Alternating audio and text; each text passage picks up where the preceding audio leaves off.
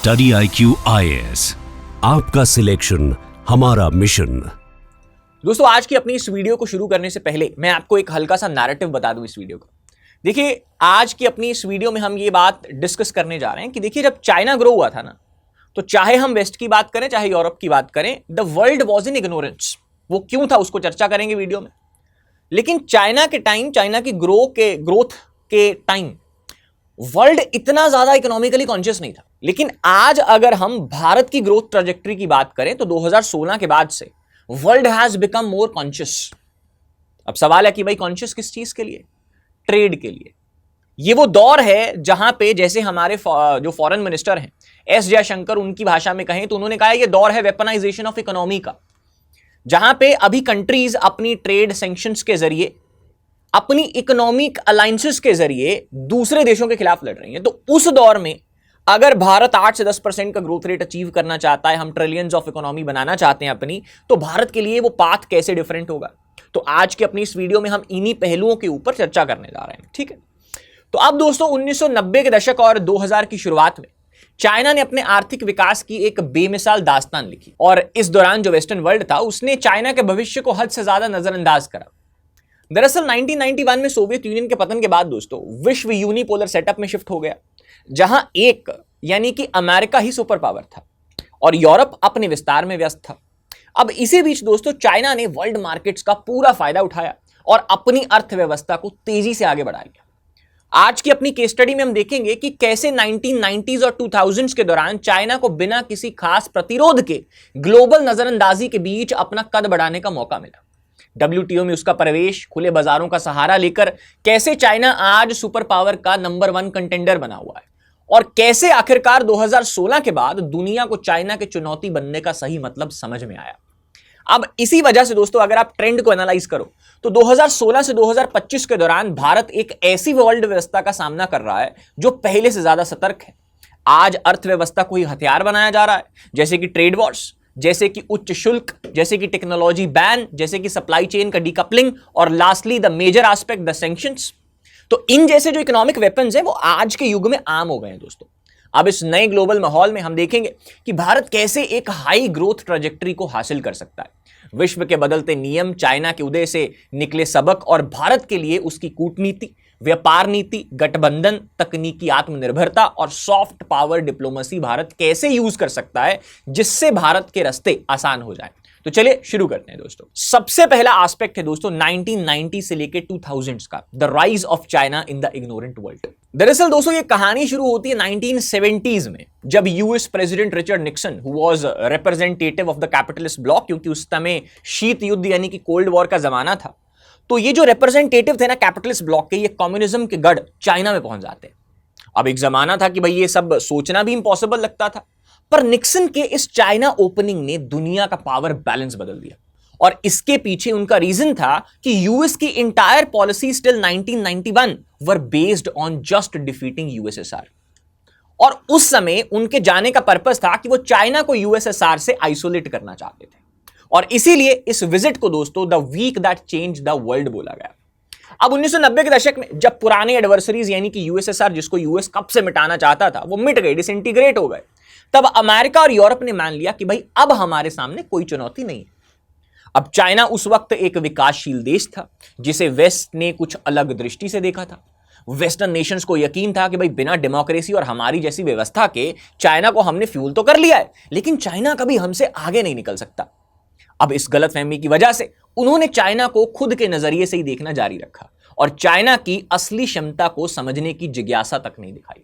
जैसे ब्रिटिश विचारक Martin Jacques ने लिखा है कि हम अपनी पश्चिमी सोच में इतने उलझे थे कि हमें लगा चाइना वेस्टर्न मॉडल को अपनाए बिना सफल हो ही नहीं सकता, और हमारी इसी इगोइस्टिक सोच ने हमारी आंखें बंद कर दी। हमने ये मानने से भी इनकार कर दिया कि चाइना हमसे कभी आगे बढ़ सकता है। हकीकत ये थी दोस्तों कि 1978 से शुरू हुआ चाइना का गायक काइफांग यानी कि economic reforms and opening program अपने रंग दिखा रहा था।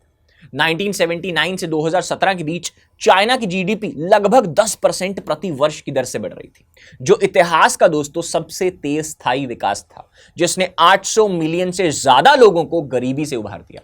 अब 1990 में चाइना की जीडीपी दुनिया की सिर्फ 11th सबसे बड़ी अर्थव्यवस्था थी। अगर मैं नंबर्स में बताऊं तो वो लगभग 397 बिलियन डॉलर्स के आसपास थी और उसका वर्ल्ड ट्रेड में जो हिस्सेदारी थी वो 1% से भी कम थी। मगर दोस्तों 1990 के बाद अगले 2 दशकों में चाइना की ड्रास्टिक ग्रोथ होती है। 1990 से 2015 के दौरान चाइना की इकोनॉमी 11 गुना से ज्यादा बड़ी हो चुकी थी। एक्सट्रीम गरीबी में जी रहे लोगों की प्रतिशत 67% से गिरकर लेस देन 1% रह गई और 2017 तक ये जीडीपी 19.39 ट्रिलियन पे पहुंच गई। Now the next big question is कि भाई हाउ चाइना डिड इट। देखिए चाइना के इस फास्ट राइज में वर्ल्ड मार्केट्स का इजी एक्सेस एक बहुत बड़ा रीजन था दोस्तों। In the 1990s and 2000s America और यूरोप ने चाइना को अपने मार्केट्स में ऑलमोस्ट ओपन एक्सेस दे दी। मीनवाइल बिल क्लिंटन की एडमिनिस्ट्रेशन ने चाइना को मोस्ट फेवर्ड नेशन का स्टेटस दिया और 2001 में डब्ल्यूटीओ की मेंबरशिप के लिए उनका रास्ता भी क्लियर कर दिया। अब सवाल उठता है कि भाई क्यों? देखिए उन्हें होप था कि चाइना के इकोनॉमिक इंटीग्रेशन से वो रिस्पॉन्सिबल स्टेक होल्डर बन जाएगा और शायद कल को इकोनॉमिक पॉलिसी में ओपन मार्केट्स को अपना ले और पॉलिटिकल रूप में चाइना डेमोक्रेसी की तरफ बढ़ जाएगा। हाउएवर ऐसा हुआ नहीं। चाइना अपने फायदों के लिए उन देशों में तो गया, लेकिन डब्ल्यूटीओ एंट्री के बाद भी उसने कभी उन देशों के सिद्धांतों को नहीं अपनाया दोस्तों। And on the contrary China ने अपने स्टेट ड्रिवन मर्केंटलिस्ट मॉडल को और ज्यादा स्ट्रेंथन किया, जिसे कई एक्सपर्ट्स वॉशिंगटन कॉन्सेंसस का एक ऑल्टरनेटिव रेडी होना भी बोलते हैं।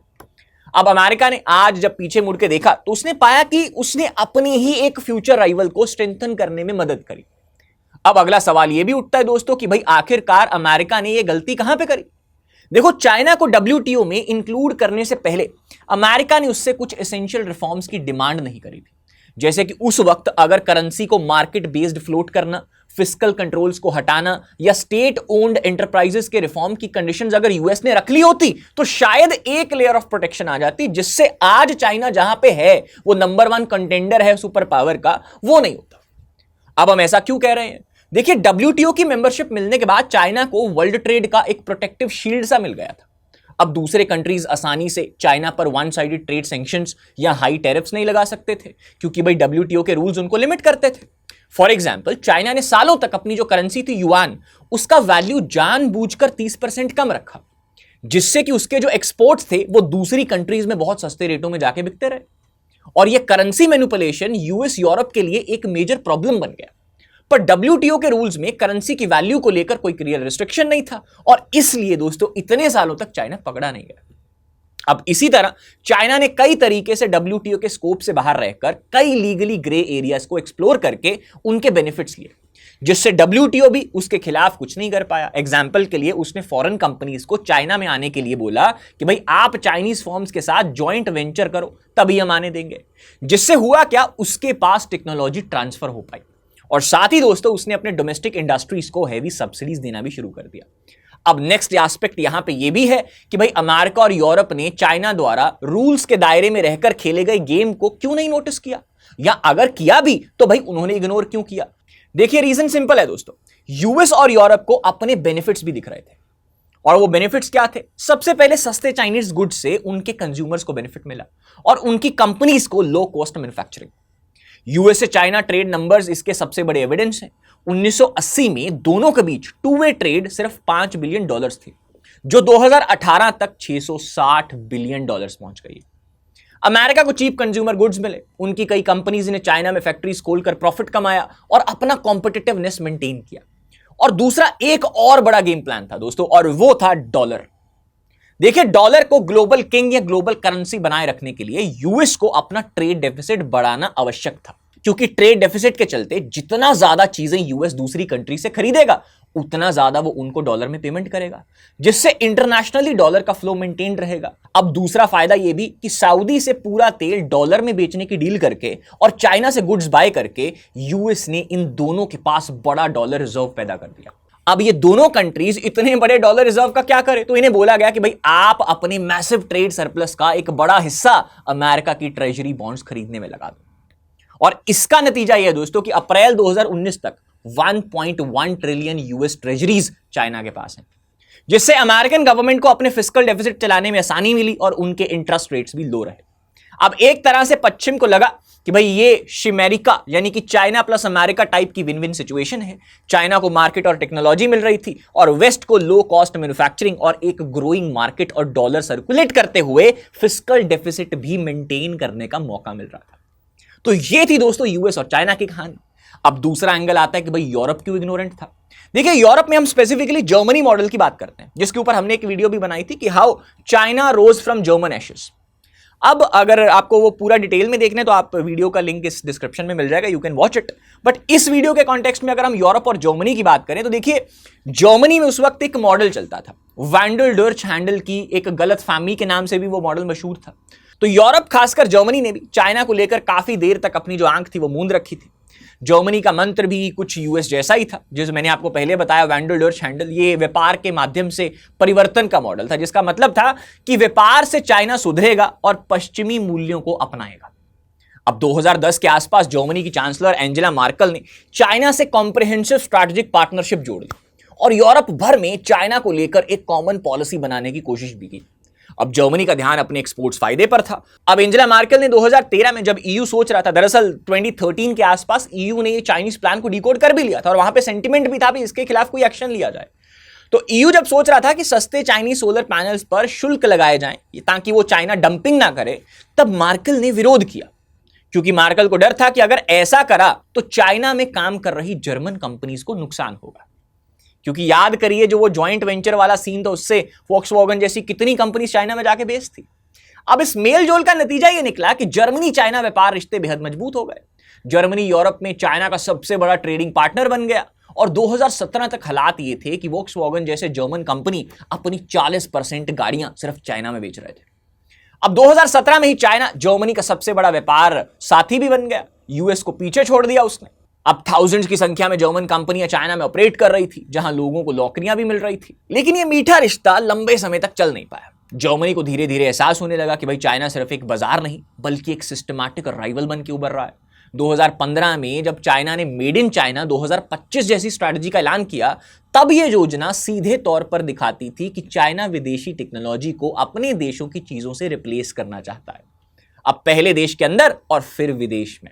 जर्मनी, जिसका खुद का उस वक्त इंडस्ट्रियलाइज 4.0 प्रोग्राम चल रहा था, उसको समझ आया कि चाइना उनके ही मॉडल से प्रेरणा लेकर आगे बढ़ रहा है और एक दिन उन्हीं कंपनीज को ग्लोबल बाजार से निकाल भी सकता है।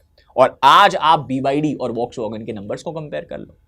अब इसके बाद जर्मनी और यूरोप ने कुछ क्रूशियल इंडस्ट्री सेक्टर्स में चाइनीज इन्वेस्टमेंट को रिस्ट्रिक्ट करना शुरू कर दिया।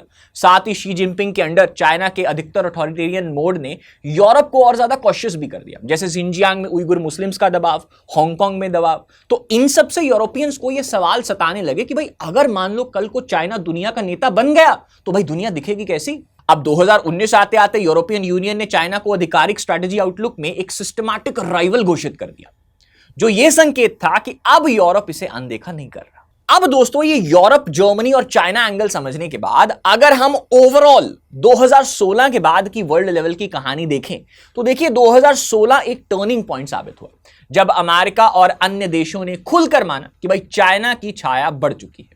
डोनाल्ड ट्रंप के 2017 में प्रेसिडेंट बनने के साथ ही अमेरिका ने पुरानी एंगेजमेंट पॉलिसी को पलट दिया और अमेरिका फर्स्ट अप्रोच ले आया।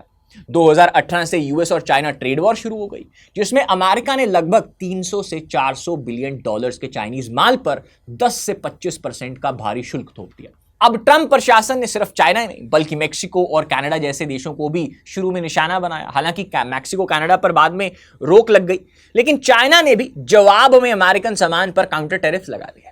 इस व्यापार युद्ध ने वर्ल्ड अर्थव्यवस्था को झटका दिया और उन क्षेत्रों जैसे कि रिटेल, टेक्नोलॉजी, मैन्युफैक्चरिंग को ज्यादा असर किया जो ग्लोबल सप्लाई चेन्स पर निर्भर थे। दोस्तों अब ट्रेड वॉर के अलावा भी टेक्नोलॉजी और फाइनेंस को भी हथियार की तरह इस्तेमाल किए जाने लगा है। अमेरिका ने चाइनीज टेलीकॉम कंपनी हुआवे को 5G नेटवर्क से बाहर करने के लिए सख्त कदम उठाए।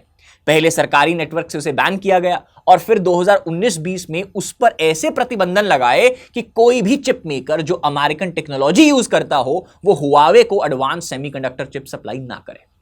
अब इस एक्सपोर्ट कंट्रोल के कारण हुआवे जैसी कंपनीज के पास अपने स्मार्टफोन और टेलीकॉम इक्विपमेंट के लिए चिपसेट की कमी होने लगी, जो सीधा चाइना के टेक एम्बिशन पर आघात था। अब अमेरिका ने साथ ही अपने मित्र जैसे कि यूरोप, जापान, ऑस्ट्रेलिया, उसको भी समझाया कि भाई आप भी हुआवे के ऊपर प्रतिबंध लगाओ। अब ऐसे ही कदम टिकटॉक जैसे चाइनीज ऐप्स के खिलाफ भी उठाए गए, वो सुरक्षा रीजंस के लिए। और उस वक्त सप्लाई चेन डिकपलिंग भी एक नया ट्रेंड बन गया था।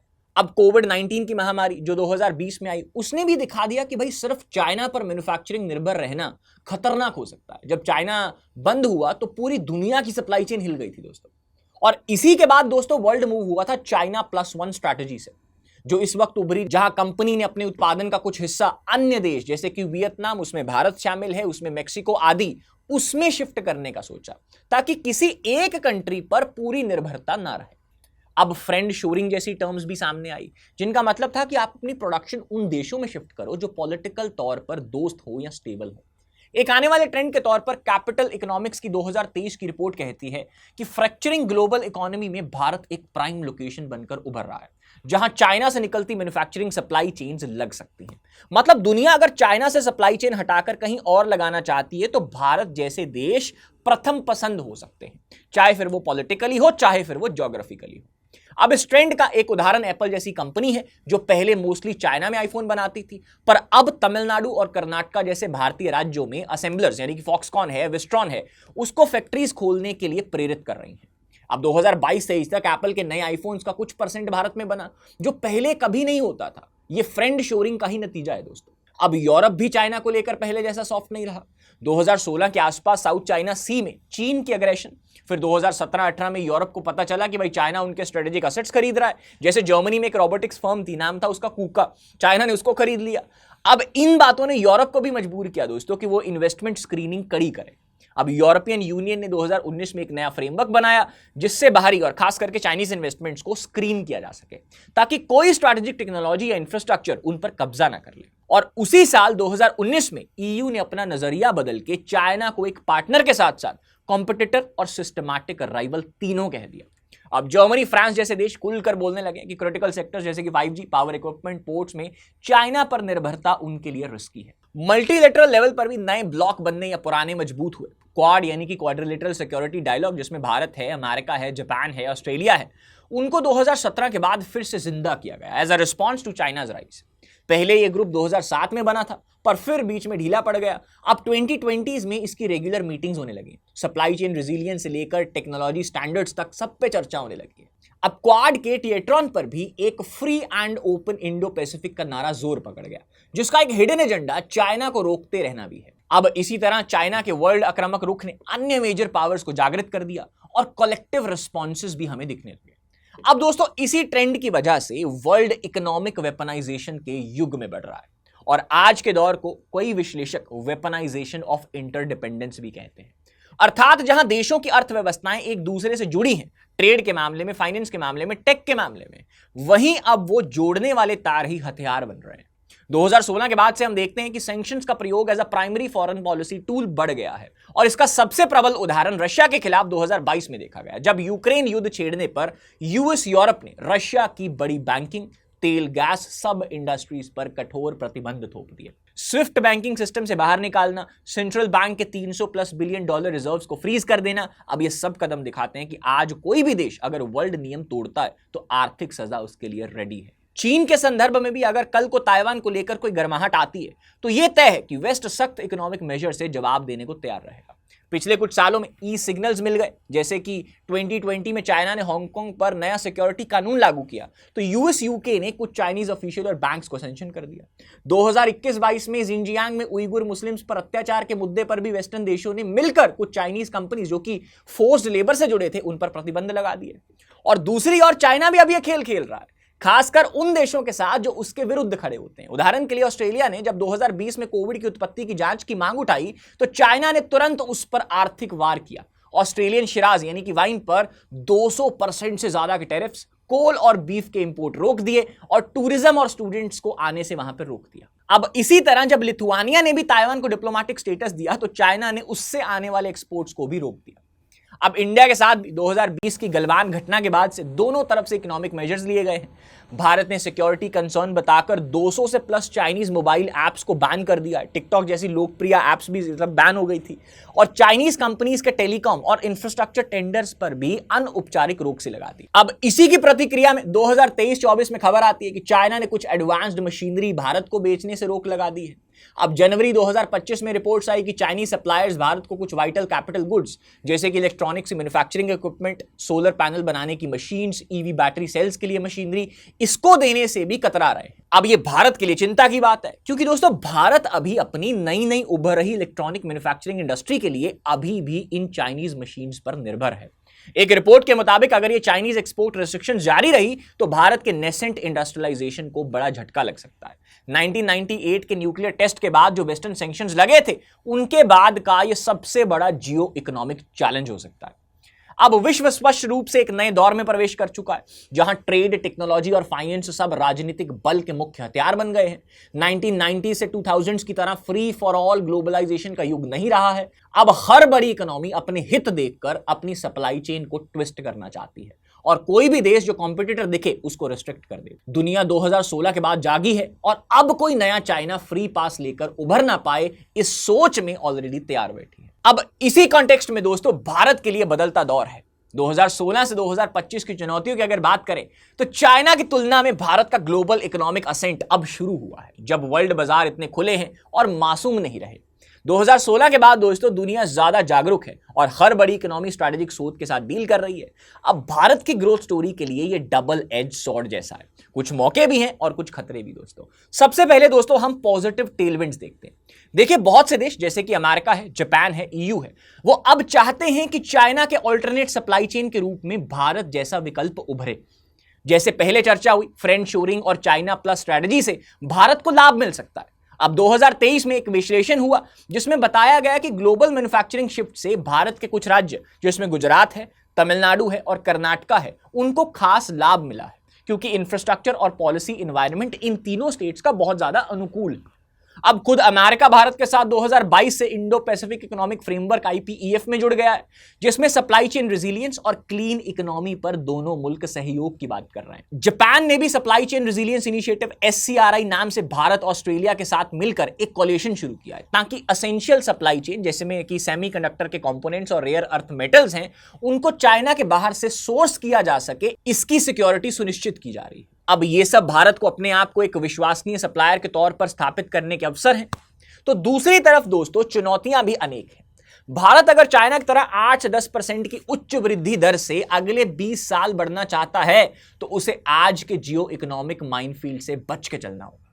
कुछ मुख्य चुनौतियों की बात करें तो उसमें सबसे पहले है ट्रेड प्रोटेक्शनिज्म। विश्व व्यापार संगठन दोस्तों WTO आज मजबूर सी है क्योंकि नए नियम बन नहीं पा रहे और बड़े देश यूनिलैटरल टैरिफ्स लगाने से भी कतरा नहीं रहे हैं। भारत को खुद 2018-19 में ट्रंप के दौर में कुछ टेंशन झेलनी पड़ी थी जब US ने भारत के स्टील और एल्यूमिनियम पर शुल्क लगाए और जनरलाइज्ड सिस्टम ऑफ प्रेफरेंसेस जिसे GSP बोला जाता है उसमें से भारत को बाहर भी कर दिया गया था। अब ऐसे फरमान अचानक से आ सकते हैं। भविष्य में भी अगर भारत का ट्रेड सरप्लस बढ़ता है तो उस पर निशाना लग सकता है जैसे चाइना के साथ हुआ। भारत अभी वर्ल्ड गुड्स एक्सपोर्ट में सिर्फ 2% शेयर रखता है जबकि चाइना 14 से 15% शेयर तक पहुंच चुका है। अब अगर भारत 5 से 6% शेयर तक भी आता है तो बहुत लोग एक इंडिया शॉक जैसा शब्द घड़ने लग जाएंगे। अब दोस्तों इसीलिए भारत को अपनी ट्रेड स्ट्रेटजी जो है वो समझदारी से निकालनी होगी। हमें ना तो पूरा प्रोटेक्शनिज्म की ओर जाना है क्योंकि फिर हमारी FDI और टेक्नोलॉजी रुक जाएगी और ना ही हमें बिल्कुल ओपन मार्केट की तरफ जाना है जिससे हमारे नेसेंट इंडस्ट्रीज पिट जाएंगे। अब दोस्तों दूसरा है टेक्नोलॉजी के ऊपर डिपेंडेंस और बैंस। देखिए भारत अभी तक हाई टेक इक्विपमेंट में इंपोर्ट पर निर्भर है, चाहे टेलीकॉम नेटवर्क के लिए हो या फिर सोलर पैनल्स के लिए हो। काफी कुछ चाइना से आता रहा है। अब सिक्योरिटी कंसर्न्स कारण भारत ने 5G रोल आउट में हुआवे और ZTE को बाहर रखा जो सही कदम है, पर इसका मतलब हुआ कि ऑल्टरनेटिव्स को इंपोर्ट करना होगा। जैसे यूरोपियन वेंडर जो है नोकिया है, एरिक्सन है, जो बहुत ज्यादा महंगी भी है। दोस्तों अब सेमीकंडक्टर्स एक सबसे बड़ा पेन पॉइंट है। भारत के पास अभी खुद की सेमीकंडक्टर फैब्रिकेशन नहीं है जबकि ये हर चीज की जान है। स्मार्टफोन से लेकर कार तक में इनकी रिक्वायरमेंट है। अब कल को अगर ताइवान क्राइसिस होता है और चिप सप्लाई अटक गई तो भारत की इंडस्ट्रीज ठप हो सकती है। अब इसीलिए दोस्तों भारत ने सेमीकंडक्टर मिशन $10 बिलियन के इंसेंटिव्स के साथ लॉन्च किया है जिससे कि ग्लोबल चिप मेकर जैसे कि TSMC, इंटेल वगैरह को यहां प्लांट लगाने के लिए फोकस करा जा रहा है। अब 2023 तक वेदांत, फॉक्सकॉन जैसे ज्वाइंट वेंचर्स और आईएसएमसी जैसे प्रपोजल आए, बट ऑन द ग्राउंड अभी भी चीजें करने में बहुत वक्त लग जाएगा दोस्तों। यानी टेक आत्मनिर्भरता दूर है। तब तक भारत को यह देखकर चलना होगा कि कहीं कोई देश उसके टेक प्रोग्रेस को चोक पॉइंट पे ना रोक। जैसे अभी अभी हमें चाइना ने अपने कैपिटल गुड्स रोककर यह दिखा दिया, अब वैसे ही वेस्टर्न कंट्रीज भी कभी कुछ एक्सपोर्ट कंट्रोल्स लगा सकते हैं। उदाहरण के लिए अगर भारत रशिया से बहुत नजदीकी बढ़ाएगा या कोई विरोध हो तो फाइनेंशियल और एनर्जी सैंक्शंस का भारत को रिस्क फेस करना पड़ सकता है। अब भारत ऑलरेडी अपनी स्ट्रैटेजिक ऑटोनॉमी और फॉरेन पॉलिसी के लिए जाना जाता है दोस्तों, जिसमें वो रशिया, ईरान जैसे देशों से भी संबंध बनाए रखता है, जबकि वेस्ट इन पर सैंक्शंस लगाता है। 2018 में जब यूएस ने ईरान पर कड़े प्रतिबंध लगाए तो भारत को अपना सस्ता ईरानियन तेल लेना बंद करना पड़ा। अब 2022 के रशिया यूक्रेन युद्ध के बाद भी भारत ने रशिया से तेल खरीदना काफी बढ़ा दिया। बट अब दोस्तों द बिगेस्ट क्वेश्चन इज कि भाई what should be the way forward for India. देखिए दोस्तों, भारत एक विशाल देश है जिसे अपना ग्रोथ पोटेंशियल पूरा करने के लिए हर मोड़ पर सुधार करने होंगे। सिर्फ एक दो चीजों से काम नहीं चलेगा। 360 डिग्री अप्रोच हमें चाहिए, जिसमें हमारी कूटनीति, व्यापार, तकनीक, इन सब स्तरों पर भारत अपने कर्तव्य निभाए। अब इसमें हम detail wise one by one discuss करेंगे। सबसे पहले दोस्तों डिप्लोमेसी की बात करते हैं। देखिए, भारत को अपनी निम्बल डिप्लोमेसी से मैक्सिमम फायदा उठाना चाहिए। अब ये निम्बल डिप्लोमेसी एक कठिन संतुलन का खेल है, जहां पे एक तरफ वेस्ट, जो कि यूएस, यूरोप के साथ मिलकर चलना है, क्योंकि वहां से हमें टेक्नोलॉजी, निवेश और बाजार मिल सकते हैं, और दूसरी तरफ दोस्तों हमें रशिया, ईरान जैसे ट्रेडिशनल पार्टनर से भी रिश्ता बनाए रखना है, जिसमें एनर्जी और डिफेंस सप्लाईज रहेंगी। अभी तक भारत ने इसमें अच्छी कला दिखाई है। यूक्रेन युद्ध पर भारत ने न्यूट्रल स्टैंड लिया, जिससे रशिया भी खुश था और वेस्ट ने भी बहुत ज्यादा दबाव नहीं डाला, खासकर क्योंकि वेस्ट भारत को चाइना के विरुद्ध अपने साथ रखना चाहता है। अब ये मल्टी अलाइनमेंट को जारी रखना जरूरी है।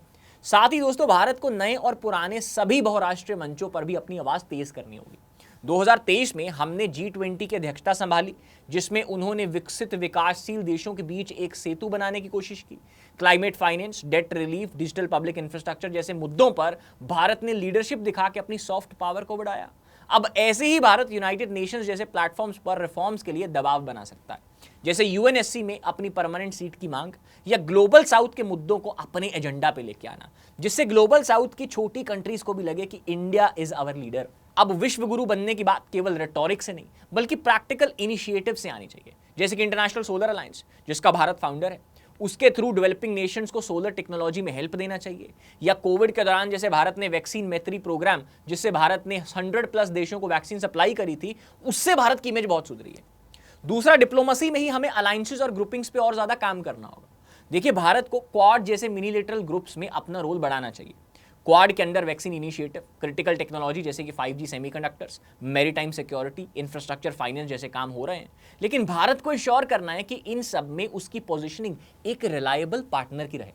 अब इससे होगा क्या? इससे ट्रस्ट बढ़ेगा और स्ट्रैटेजिकली वेस्ट भारत को अपने कैंप में मानेगा। अब ब्रिक्स और एससीओ जैसे ग्रुप्स में भी भारत सदस्य है, तो वहां उसे ध्यान रखना है कि चाइना की चाल उसके हित ना मार दे, और साथ ही इन जैसे ग्रुप्स में एक्टिव पार्टिसिपेट करके इस वाले ग्रुप में भी शामिल होके इसका काउंटर पार्ट रखना है वेस्ट के सामने, so that we can balance our interest. Example के लिए, ब्रिक्स बैंक से भारत को कुछ प्रोजेक्ट्स के लिए लोन मिलते हैं, पर नई ब्रिक्स करेंसी या एक्सपेंशन जैसे मुद्दों पर भारत अपनी आत्मिक सुरक्षा को पहले देखे। अब भारत की कूटनीति में एक और स्टेप इनकलकेट करने की जरूरत है, अग्रेसिवली फॉर दैट मैटर, और वो है इकोनॉमिक डिप्लोमेसी।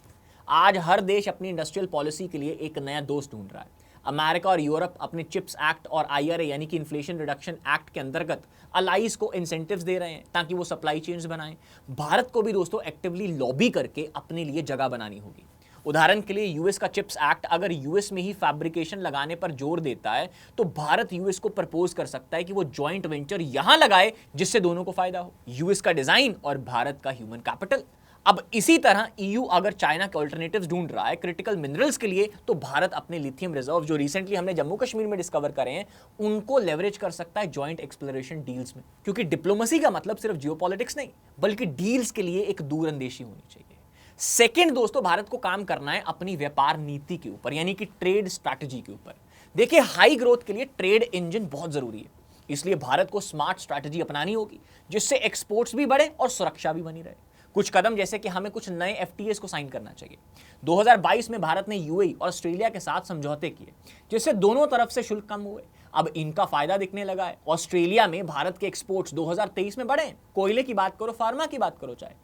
अब ऐसे ही ईयू के साथ भी इंडिया ईयू बीटीआई यानी कि broad trade and investment agreement पर बात एक डिकेड सेट की है, अब उसे रिवाइव करके कंक्लूड कर देना चाहिए। यूरोप में भी अब चाइना को लेकर संकोच है, तो वो भारत के साथ डील करने में ज्यादा इंटरेस्टेड होंगे। यूके के साथ भी दोस्तों एफटीए लगभग अपनी फाइनल स्टेज पर है, तो इसे दोनों पक्षों के पॉलिटिकल इरादों से फाइनलाइज कर सकते हैं हम।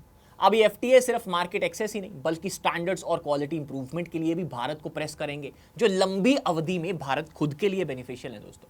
अब इसके बाद इसी में ट्रेड में आता है दूसरा एस्पेक्ट दोस्तों, ट्रेड फैसिलिटेशन और ईज ऑफ डूइंग बिजनेस का। देखिए एक्सपोर्ट बढ़ाने के लिए सिर्फ शुल्क घटाना काफी नहीं है, सप्लाई चेन को भी हमें सीमलेस बनाना होगा। भारत ने पिछले कुछ सालों में पोर्ट्स, कस्टम, जीएसटी के जरिए मूवमेंट को इजी डेफिनेटली किया है और इसी वजह से लॉजिस्टिक्स परफॉर्मेंस इंडेक्स में भारत की रैंक सुधर रही है। 2016 में हम जब 35th पे थे, 2025 की रैंकिंग में हम 22nd पे हैं दोस्तों। और इसको और बढ़ाने के लिए हमारे जो कॉरिडोर्स हैं जैसे कि dedicated flight corridors, multi modal transport को तेजी से हमें कंप्लीट करना होगा। जब चाइना 90s में बढ़ रहा था ना दोस्तों, तो उसने अपने एसईज यानी कि स्पेशल इकोनॉमिक जोन्स और कोस्टल पोर्ट्स पर जबरदस्त ध्यान दिया था, शेनेगन, शंघाई पोर्ट एक्सेट्रा सब पे। अब भारत को भी दोस्तों अपने जो डीएमआईसी जैसे दिल्ली मुंबई इंडस्ट्रियल कॉरिडोर जैसे प्रोजेक्ट्स हैं उनको जल्दी से खत्म करके वहां ग्लोबल मैन्युफैक्चरर्स को जोन्स देने होंगे।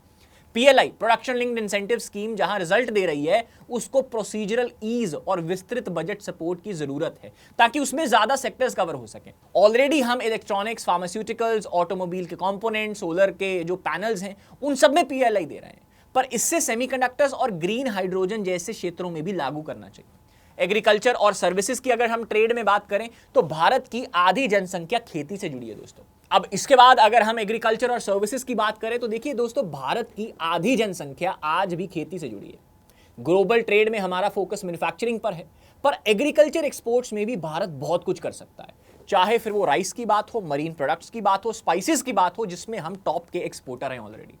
लेकिन हमें अपने किसानों को ग्लोबल प्राइस कॉम्पिटिटिवनेस सिखानी होगी और सप्लाई चेन भी हमें सुधारनी होगी, जैसे कि कोल्ड चेन है, फूड प्रोसेसिंग है दोस्तों। इसके बाद सर्विसेज की भी अगर हम बात करें तो भारत ऑलरेडी एक आईटी पावर हाउस है।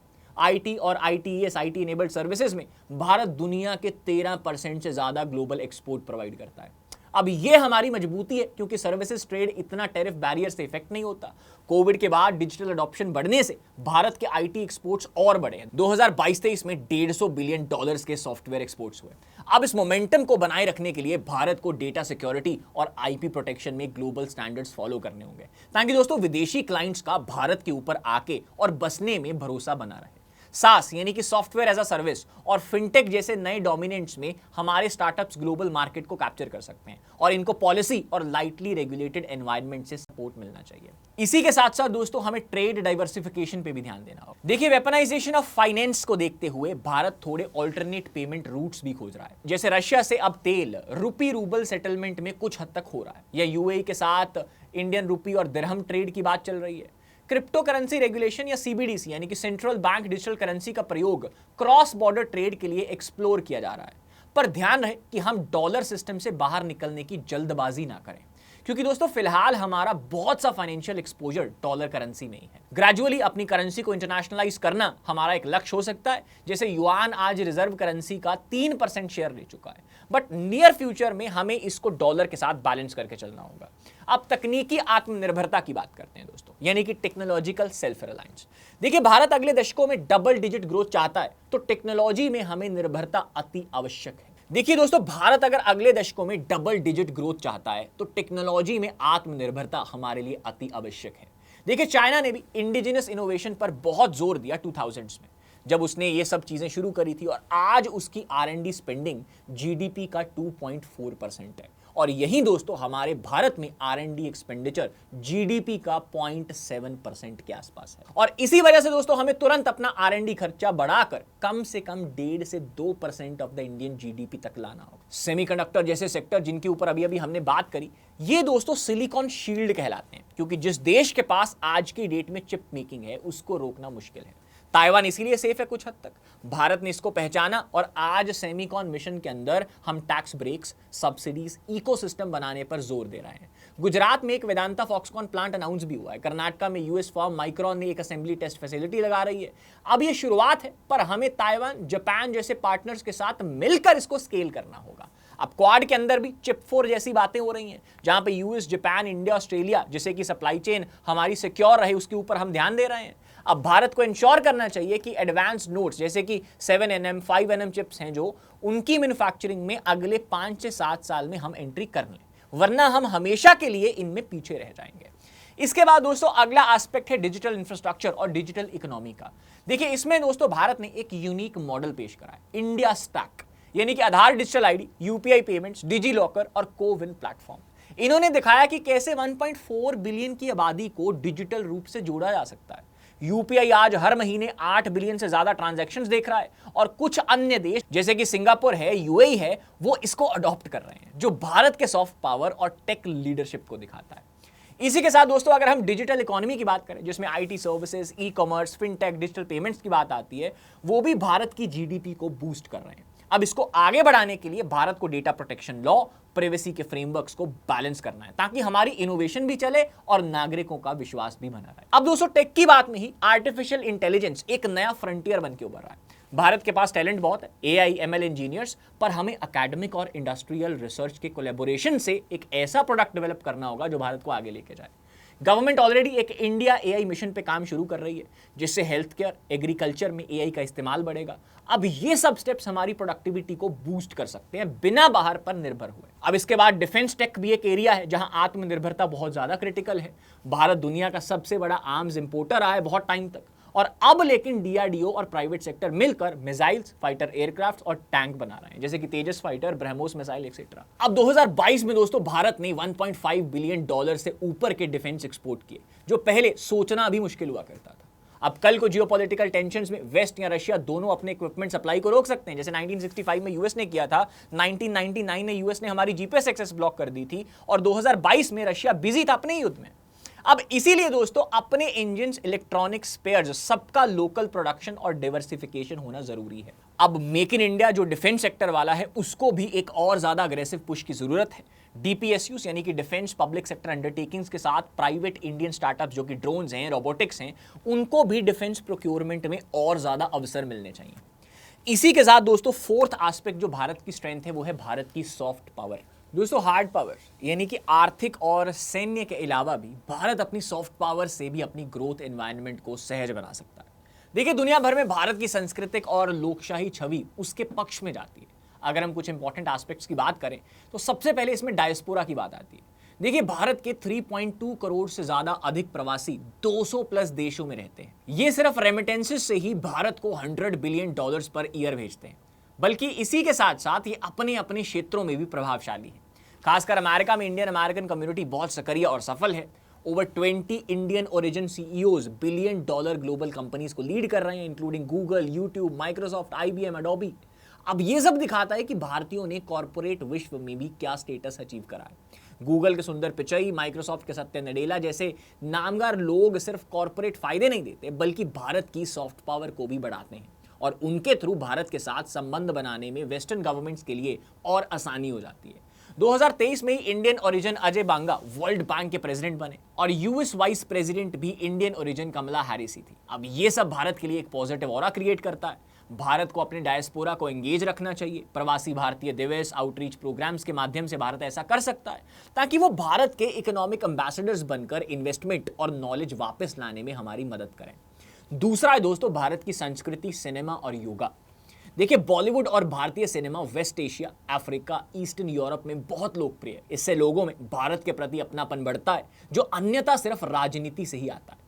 भारतीय फिल्म इंडस्ट्री को ग्लोबल मार्केट ओरिएंटेड कंटेंट बनाना चाहिए, जैसे कि आरआरआर फिल्म ने ऑस्कर जीता और वर्ल्ड वाइड हिट हुई। उसके बाद दोस्तों योगा भी आज यूनेस्को इंटेंजिबल हेरिटेज है, और 21 जून को इंटरनेशनल योगा डे लगभग 170 देश मनाते हैं। अब ये भी भारत की एंशिएंट संस्कृति को नए रूप में दुनिया तक पहुंचा रहा है। अब इस सॉफ्ट पावर को भारत अपने ब्रांड बिल्डिंग में इस्तेमाल कर सकता है, जैसे इससे टूरिज्म को बढ़ाया जा सकता है, स्पेशली मेडिकल टूरिज्म, योगा और आयुर्वेदा पैकेज के साथ, या डिप्लोमेटिकली भी एक इमेज की भारत विश्व को एक सूत्र में बांधने वाली सिविलाइजेशनल पावर है, इसको भी पिच किया जा सकता है। अब इसके बाद है दोस्तों विकास और मानवता यानी कि डेवलपमेंट एंड ह्यूमैनिटेरियन आउटरीच। देखिए भारत खुद एक विकासशील देश है, पर फिर भी छोटे देशों को मदद देने का एक नया प्रयास कर रहा है। नेबरहुड फर्स्ट पॉलिसी के अंडर नेपाल, भूटान, बांग्लादेश, श्रीलंका को भारत ने पावर प्लांट्स, रेल, पोर्ट्स बनाने में लोन और मदद दी है। अफ्रीका में भी भारत ने सॉफ्ट लोन्स और कैपेसिटी बिल्डिंग जैसे कि आईटीईसी प्रोग्राम, ई विद्या भारती चलाए हैं। कोविड के दौरान भी वैक्सीन मैत्री से 100 प्लस देशों को 6 करोड़ से ज्यादा वैक्सीन डोज मुफ्त दी गई, जिसे WHO ने भी बहुत ज्यादा प्रेज किया था। अब ये सब एक्शंस दोस्तों भारत के लिए गुडविल क्रिएट करते हैं और इस गुडविल का आर्थिक लाभ ये है कि वर्ल्ड फोरम्स में ये देश भारत के प्रति सपोर्ट दिखाते हैं। ट्रेड में हमें प्रेफरेंस मिल सकता है, जैसे मॉरिशस ने अपना FTA सबसे पहले भारत से साइन किया। अब इवन स्ट्रैटेजिक वोट में 2023 में इंटरनेशनल सोलर अलायंस का हेडक्वार्टर भारत में बनाना या international year of millets declare करवाना, इनमें छोटे देशों ने भारत का साथ दिया था। सॉफ्ट पावर एक मल्टीप्लायर का काम भी करता है, जो डायरेक्ट नहीं दिखाई देता पर एनेबलिंग एनवायरनमेंट जरूर बना देता है, जिससे भारत अपने इकोनॉमिक गोल्स को आसानी से अचीव कर सकता है दोस्तों। इसी के बाद अगला एस्पेक्ट है क्लाइमेट पॉलिसी, एनर्जी सिक्योरिटी और ग्रीन ग्रोथ का। दोस्तों आज के ग्लोबल नैरेटिव में क्लाइमेट चेंज एक बड़ा मुद्दा है। भारत के लिए भी एक चुनौती और मौका दोनों है। डेवलपिंग नेशन होने के नाते भारत जानता है कि उसे अभी कोल जैसे सोर्सेज यूज करने पड़ेंगे, पर उसने फिर भी पेरिस क्लाइमेट में अच्छी कमिटमेंट्स दी हैं। 2030 तक 50% electricity production non fossil sources से होगी और एमिशन इंटेंसिटी को भी हम 45% तक रिड्यूस करेंगे।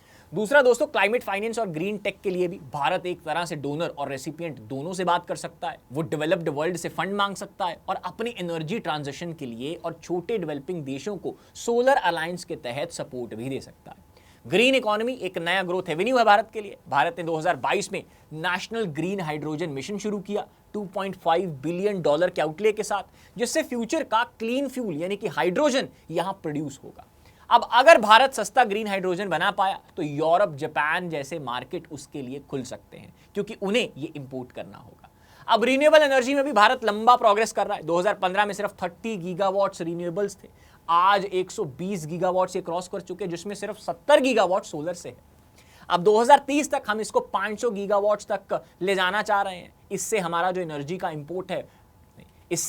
एनर्जी का इंपोर्ट बिल है वो भी कम होगा। दूसरा, ग्रीन टेक्नोलॉजी मैन्युफैक्चरिंग जैसे कि solar panels, wind turbines, batteries का एक नया सेक्टर भी खुलेगा जो भारतीयों को एम्प्लॉयमेंट देगा।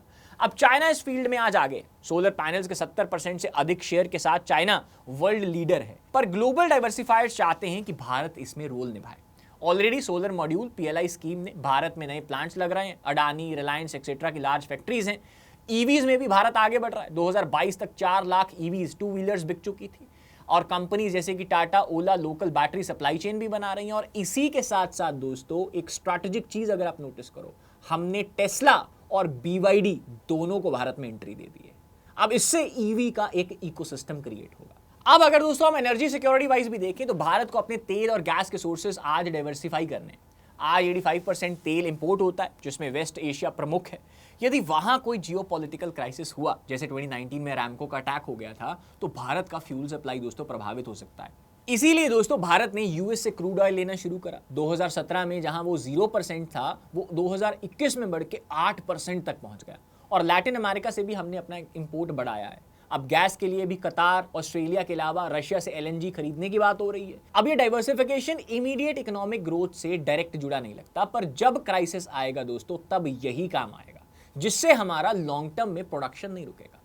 अब दोस्तों फाइनली अगर हम कंक्लूजन की तरफ बढ़ें तो स्पष्ट भाषा में भारत क्या करे और क्या ना करे। देखिए, करने योग्य जो काम है, सबसे पहले हमें इंफ्रास्ट्रक्चर में तेजी लानी होगी। बढ़ती इकोनॉमी के लिए हाईवेज, रेलवेज, पोर्ट्स, पावर, सबका हाई क्वालिटी नेटवर्क चाहिए। चाइना ने अपने GDP का 8 से 9% तक इंफ्रास्ट्रक्चर पे लगाया था हर साल। भारत को भी अभी नेशनल इंफ्रास्ट्रक्चर पाइपलाइन के टारगेट्स को टाइम पे पूरा करना होगा। लॉजिस्टिक कॉस्ट को GDP के 14% से कम करके 8% पे लाना भारतीय गवर्नमेंट के लिए एक टारगेट होना चाहिए, जिससे हमारा एक्सपोर्ट कॉम्पिटिटिवनेस बढ़ेगा। अब इसके बाद दोस्तों एजुकेशन और स्किल में काम करना है। डेमोग्राफिक डिविडेंड भारत को तभी फायदा देगा जब लोग एम्प्लॉयबल होंगे। चाइना की लिटरेसी 95% है, भारत अभी भी 78% पे है। NEP 2020 के तहत 2030 तक 100% GER यानी कि ग्रॉस एनरोलमेंट रेशो स्कूल में करने का प्लान है। अब इसको ईमानदारी से इंप्लीमेंट करना होगा। इंडस्ट्री के साथ मिलकर हमें दूसरे की भी स्किल डेवलपमेंट प्रोग्राम जैसे कि अप्रेंटिसशिप है उसको चलाना चाहिए, ताकि नई फैक्ट्रीज को ट्रेंड वर्कफोर्स ऑलरेडी हम प्रोवाइड कर पाएं। तीसरे नंबर पे दोस्तों हमें इनोवेशन को प्रोत्साहन देना होगा। स्टार्टअप इंडिया, डिजिटल इंडिया जैसी स्कीम्स को नेक्स्ट लेवल पे लेके जाओ, जहां R&D, दूसरा टैक्स इंसेंटिव्स, यूनिवर्सिटी इंडस्ट्री का लिंक और वेंचर कैपिटल को एनकरेज करने की सरकार को पॉलिसी बनानी चाहिए। आज भारत में 100+ यूनिकॉर्न स्टार्टअप्स हैं और इन्हें ग्लोबल बनाने के लिए उनकी मदद सरकार को करनी चाहिए। और मदद मतलब यहां पे फाइनेंशियली नहीं, मतलब सरकार उनको एक इकोसिस्टम सपोर्ट प्रोवाइड करे। अगला है दोस्तों डिसेंट्रलाइज्ड कोऑपरेशन। राज्य यानी कि स्टेट्स को ग्लोबल आउटरीच में शामिल करना चाहिए। जैसे गुजरात ने वाइब्रेंट गुजरात समिट से एफडीआई खींची, वैसे सब राज्यों को अपना इन्वेस्टमेंट समिट लेके आना चाहिए। और इसके बाद लास्टली सरकार सिस्टर सिटी और सिस्टर स्टेट जैसी पार्टनरशिप्स बढ़ाए, जिसकी वजह से हमारा डायरेक्ट ट्रेड टूरिज्म बढ़ सके। अब दोस्तों अगर बात करें कि भाई what should not be done, देखिए सबसे पहले over dependence on any one country should not be there. चाहे वो डिफेंस में रशिया हो, चाहे टेक में यूएसए हो, या मैन्युफैक्चरिंग इनपुट्स में चाइना हो, एक जैसी डिपेंडेंसी से बचना है। अब इसी के साथ डाइवर्सिफिकेशन इज द की। इसी से कोई भी एक कंट्री हमारी ग्रोथ को चोक पॉइंट पे रोक नहीं पाएगी। चीन के साथ जो मशीनरी का खेल हुआ वो सबक है कि सप्लाई चेन को मल्टी कंट्री बनाया जाए। इसके बाद दोस्तों आइसोलेटेड पॉलिसी बनाना। पॉलिसी बनाते वक्त जियोपॉलिटिकल और मार्केट रियलिटी को भारत अभी नजरअंदाज नहीं कर सकता। जैसे 2020 में भारत ने एकदम से कॉर्पोरेट टैक्स को बहुत कम किया मेक इन इंडिया के लिए, पर तब ग्लोबल स्लोडाउन था तो एक्सपेक्टेड निवेश नहीं आया। अब ऐसे ही दोस्तों हमें एक्सट्रीम स्टेप से बचना होगा और हमें सीखना भी होगा कि ओपन मार्केट से ही कॉम्पिटिटिवनेस और एफिशिएंसी आएगी। अगला दोस्तों most important, domestic fault lines को हमें इग्नोर नहीं करना होगा। इंटरनल यूनिटी और स्टेबिलिटी ग्रोथ के प्रीरिक्विजिट्स हैं। अब सरकार सामाजिक विभाजन यानी कि कम्युनल टेंशंस को बढ़ने ना दे, क्योंकि ये ना तो सिर्फ अंदर से खराब करेंगे बल्कि बाहर में भी भारत की इमेज को बिगाड़ते हैं, जिससे जो इन्वेस्टर है वो डर जाते हैं। अगला लॉ एंड ऑर्डर और रूल ऑफ लॉ के परसेप्शन में भी सुधार लाना होगा। कॉन्ट्रैक्ट एनफोर्समेंट, रेगुलेटरी कोलेस्ट्रॉल हमें कम करना है। Ease of doing business ranking में भी भारत ने जंप किया है, पर कॉन्ट्रैक्ट एनफोर्समेंट इंडेक्स में अभी भी हम पीछे हैं, तो भारत की सरकार को ये ठीक करना चाहिए। इसके बाद है दोस्तों लास्टली एनवायरमेंटल निग्लेक्ट। देखिए विकास के चक्कर में अगर हम वैसे ही पॉल्यूशन को फैलाते गए जैसे चाइना ने 2000s में किया, तो कुछ ही साल में ब्रीदिंग स्पेस नहीं रहेगा। ऑलरेडी दिल्ली मुंबई जैसे शहर पॉल्यूशन से जूझ रहे हैं। ग्रीन ग्रोथ को ही हमें अपनाना चाहिए, क्योंकि विदेशी इन्वेस्टर्स भी अब ESG यानी कि एनवायरमेंटल सोशल गवर्नेंस फैक्टर्स देखकर ही पैसे लगाते हैं। हेंस दोस्तों अगर हम कंक्लूड करें तो अंत में 1990s और 2000s का दौर विशेष था, जब चाइना एक सोते हुए जाइंट की तरह बढ़ रहा था और तब दुनिया बेहोश थी। उस अध्याय से यह सीख मिलती है कि वर्ल्ड अर्थव्यवस्था में गलतफहमी की जगह नहीं है। आज का छोटा देश कल की सुपर पावर बन सकता है अगर उसे मौका मिले और कोई रोकने वाला ना हो। वेस्ट की एरोगेंस और इग्नोरेंस ने चाइना को वो मौका दिया जिसकी कीमत आज पूरा वर्ल्ड ऑर्डर चुका रहा। अब 2016 के बाद दुनिया खुली आंखों से देख रही है, हर चाल को, हर चैलेंज को पहचान रही है। भारत के पास अब सेकंड मूवर एडवांटेज है। दुनिया चाइना से सबक लेकर भारत को आसानी से फ्री राइड नहीं देगी, लेकिन साथ ही भारत के लिए गुडविल भी ज्यादा होगी, क्योंकि वो एक लोकतंत्र है और वो आक्रामक मंशा नहीं रखता। अब इस अलर्ट ग्लोबल ऑर्डर में भारत को हर कदम तोल मोल कर रखना है। डेफ्ट स्टेटक्राफ्ट से अपने लिए अनुकूल परिस्थितियां बनानी है। जहां चुनौती आए वहां मिडिल पाथ ढूंढ के निकलना है और ना किसी कैंप में पूरी तरह झुकना है और ना ही तनहा पड़ जाना है। अब अगर भारत अपनी जनशक्ति को शिक्षा और स्किल से एम्पावर्ड कर पाया, अपने नीतिगत फैसले यानी कि पॉलिसी डिसीजंस को एजिलिटी के साथ इंप्लीमेंट कर पाया और अपने वर्ल्ड फ्रेंड्स को इकोनॉमिक पार्टनरशिप्स में तब्दील कर पाया, तो अगला दशक भारत का हो सकता है। अब ग्रोथ के लिए आवश्यक है कि भारत नई सोच, नई दिशा पकड़े, पर अपने मूल्य और स्वाभिमान को भी बनाए रखे। जैसे चाइना ने 30 साल तक पहले hide your strength and wide your time मंत्र लिया, भारत को आज show your strength and shape your time अपनाना होगा। दुनिया के बदलते खेल में भारत अब एक कोई दूसरा मुल्क नहीं बल्कि एक मेन प्लेयर बनने को तैयार है। अब जरूरत है एक विजन 2047 की, जब भारत आजादी के 100 साल मनाएगा। उससे पहले भारत को दुनिया की दूसरी सबसे बड़ी अर्थव्यवस्था, एक नव प्रवर्तन का केंद्र और एक विश्वास पात्र ग्लोबल नेता के रूप में खुद को स्थापित करना है। अब दोस्तों ये कठिन अवश्य है, पर सचेत दुनिया में सशक्त भारत के साथ मिलकर चलने की पूरी संभावना है। भारत अपने युग की उड़ान भरने को तैयार है। बस इन सबक को याद रखते हुए पूरा दम और योग्य नीति के साथ एक आत्मनिर्भर विश्व बंधुत्व वाला भारत निर्माण करे, तो कोई कारण नहीं कि अगले कुछ दशकों में भारत की गिनती दुनिया की सबसे मेगा शक्तियां यानी कि सुपर पावर्स में ना हो। और यही थी दोस्तों एक महान भारत की तरफ बढ़ने की कहानी। So that was analysis for today's video. Of what are your views about it, do mention in the comments. जल्द मिलते हैं एक नई वीडियोस के साथ। Till that time, take care of yourselves. Thank you so much. Study IQ IAS, आपका selection हमारा mission.